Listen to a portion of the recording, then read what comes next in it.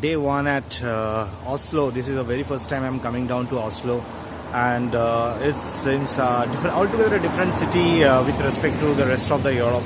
Probably, is absolutely. I mean, the number of people over here are very less. I'll give you the exact figures maybe in later part of the video. I'm walking down to today. I'll visit some of the important places in Oslo, namely the Viking Ship Museum and the Norwegian Folk Museum and other places. So this would be something that I am looking forward to in today's day. The small walk around my hotel. I put up in Scandic Vulcan, which is in the center of Oslo, and you can see the roads over here. It's roughly around 10 o'clock almost, but you can see there are hardly any people on the streets, and there would be some of them cycling, and you can see people into cars.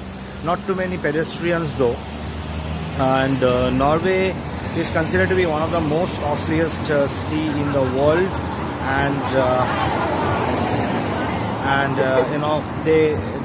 this is a place where everything is very expensive. And I was talking to one of the locals yesterday, and he was saying, I was asking why is it so expensive, that I just bought a small plastic cover, or what we call a carry bag, plastic carry bag. It had cost me Indian rupees 16, which is like, I was like shocked. Oh my god, it's too costly. And that is it. So I'm just taking around about the hotel that I'm staying, just to take you around, and you can see the deserted feel of the city. Only cars and only few people around. The temperature right now would be somewhere around 16-17 degrees centigrade, and it's super clean. I think everything about this country is super, because it is not too many people around, and I think much different from the rest part of Europe, much different. These are the Scandinavian countries, and actually it started off because most of the countries like the Denmark, Sweden, and Norway, Finland.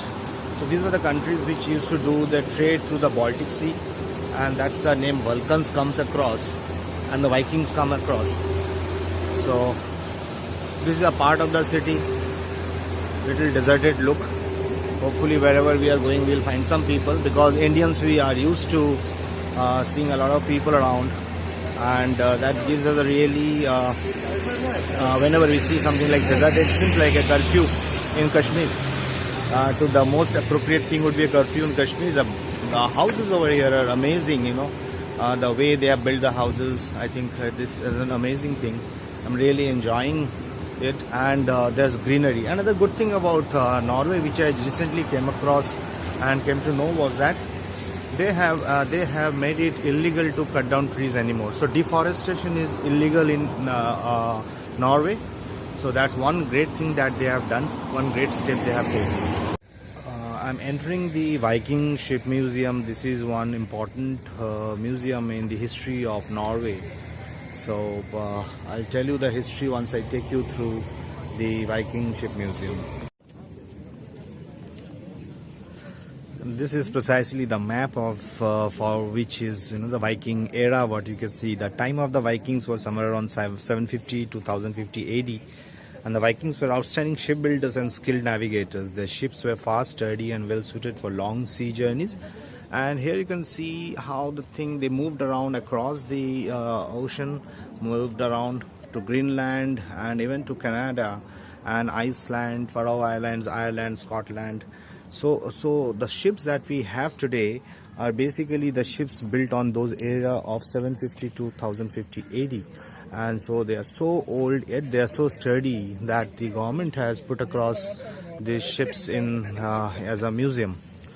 Now, another interesting history talks about that the owners a lot of skeletons were found out in the Viking ships.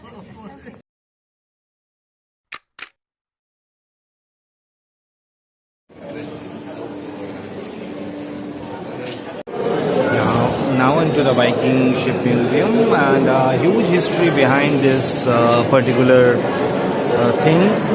These are, as I mentioned, that these are the ships which were the Vikings, were someone who used to be there somewhere around 800 to 1050 AD, and they were craftsmen. They were mostly they were all traders. So what they used to do is that they used to go around and the seas to take care of the countries like the Ireland, Scotland, to an extent to Canada, as well as in the rest of the places for the Baltic Sea. And these were accidentally found. The interesting part of the ships were that these were accidentally found, but before I move around, I'll just show you the ship, how it looks like. So they are roughly around 20 to 21 meters in length and around 5 meters in width, with around 13 to 15 rowers who were rowing the ships. And you can see these holes over here. These were actually meant for the rows, and so there were around 30 people who were rowing the ships across. And a bit of history of how they were being found out. They were all being found out in the 19th to 20th century, and mostly in a span of around 20 years. And they were accidentally found because somebody was digging, somebody was farming, and they stuck onto something which was hard, and then slowly the government took interest and they found out this. So this is a bit of history, and you can see the overall sculpture within the ships. Really good, and they were hard, and they are, as on date, they are probably 1,000 years old. So this is an amazing thing that you can see. We'll go to the top to find out other things, other more details and more. This you have to push it to. So this is another ship. So these are the Viking ships, and I'll show you one of the ships which is known as the Gokstad ship, and a bit of history of the thing. This is another place where I can take a better look at the ships.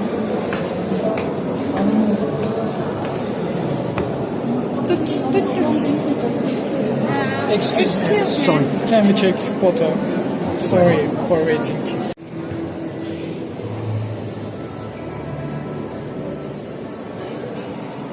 Some more artifacts, some more things from the Viking era. This seems to be a cart, but everything which I am seeing is that they have got good sculptures done in every part of it. Just look at the wheels; they are pretty sturdy. They're pretty tough, pretty hard.